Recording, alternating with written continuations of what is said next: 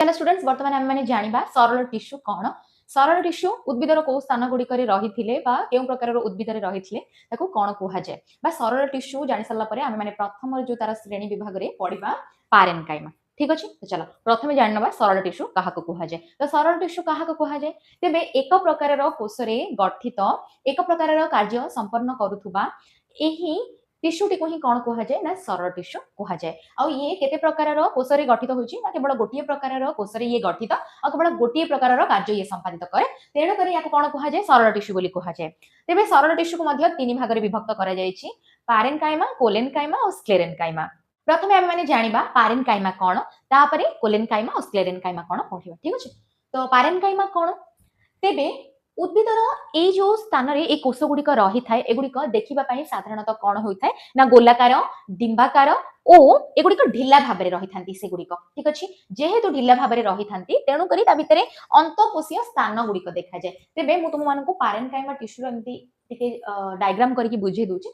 ये जो टिश्यूटा रहा या भर रही कौन गोटे गोटे कोष तो ये जो कोष गुड़िक भितर जो खाली स्थान गुड़िक देखुच तुम्हें मैंने या ही कौन कहुए ना अंतः कोशीय स्थान। ठीक अच्छे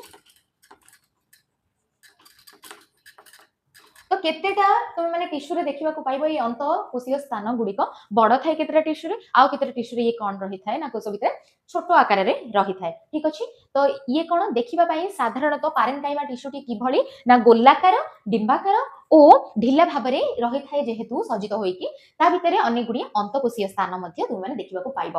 तेज ये कोष गुड़िक साधारणतः जीवंत कोष गुड़िक। ठीक अच्छे गुड़िक जीवन रही एगुड़िक कार्यक्षम विभिन्न प्रकार कार्य संपादित करिथांती भिन्न भिन्न प्रकार उद्भिद गुड़िक रही। तेबे एगुड़िकर कोष भित्ति तेबे तुम मैंने जानिच उद्भिद कोष कोष भित्ति रही ना तेबे उद्भिद कोष जो कोष भित्ति रही पारेनकाइमा रे कौन देखा खूब पतला होता है और ये विभिन्न कार्य करे जेभली कि कौन करता है ना खाद्य प्रस्तुति करुवा पारेनकाइमा रे कौन रही ना पत्र हरित रही है।